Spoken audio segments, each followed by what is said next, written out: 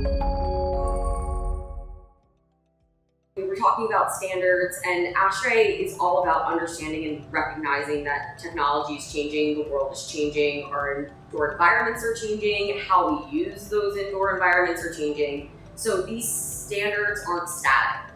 They're continuously changing. Some of the standards are put under what we call continuous maintenance. And what this means is that at any point in time, anyone could ask or inquire to make a change to it. And that's where we get these addenda. So actually I went and looked up, because I know I was curious about it when looking into it, is the 60221 standard from 2022 going into the new release in 2025 had 21 addenda, which were approved by the committee. So in a frame of 3 years, the committee, those outside the committee, recognized that there were holes or advancements or changes that needed to be made to the standard.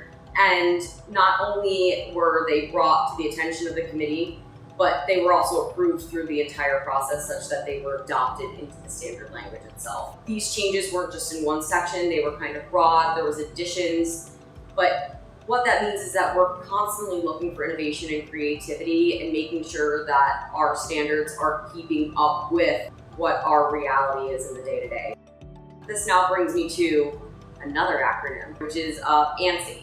So a lot of times when you see our ASHRAE standards, you'll see ANSI/ASHRAE. So understanding who ANSI is also might be important. So ANSI is the American National Standards Institute, and they were founded in 1918. They are a private, nonprofit organization, and they administer and coordinate the U.S. Voluntary Standards and Conformity Assessment System. So they're essentially the body that's overseeing the standards generating bodies. So they themselves don't write standards, but they are the overall national entity that's making sure that those that are generating standards are following and conforming to different procedures and requirements within. So one of the main initiatives or requirements of being an ANSI standard is the idea of consensus, meaning that these standards, when written, that there's a consensus among not only the committee, but at the population at large around them. So when we do the addendum process, or there's a new standard being written, which we had kind of talked about. So yes, there may have been 21 addenda that were added,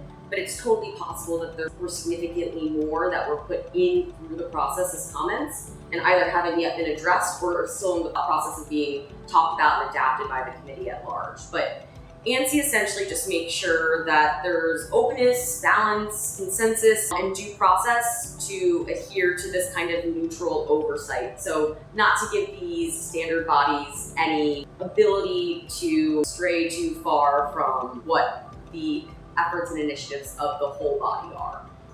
And it's also to ensure that everyone that wants to participate in these standards has the opportunity to. So there's an interesting playing part, like we see the ANSI ASHRAE, so we know that they're involved. They oversee making sure that the American National Standard, you have to follow their rules, requirements in order to get this designation. But how can we see this play out in ASHRAE other than just being strictly on the cover of the standards that have received this title? One part of it, and one very large part of ASHRAE, is the publication public review process, PPR. And what this is it allows for provided standards, documents, drafts, and interested parties with the opportunity to make comments on these drafts.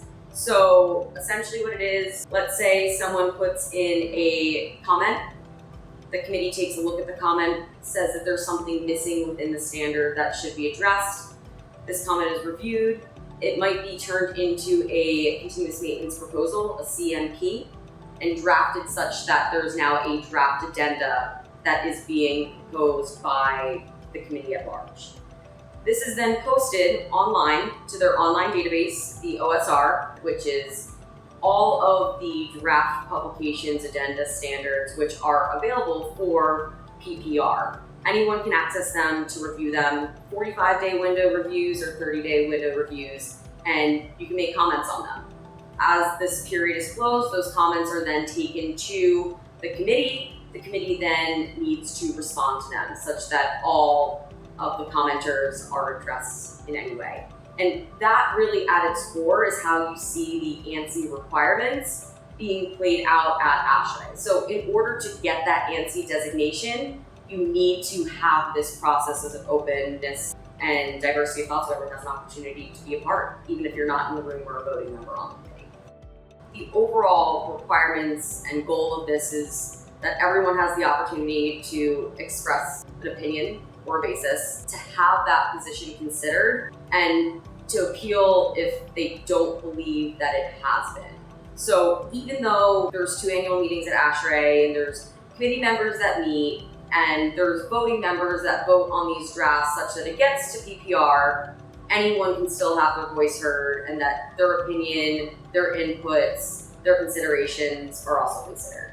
Note that it doesn't always need to be a comment against or questioning. You can always also just make a comment in favor. I know that the ASHRAE committees like to see those as well as they're going through commenters, making sure that everyone's addressed, knowing that there's support outside of the committee to say that this is a positive influence is also something that's really seen and respected and appreciated because all opinions matter.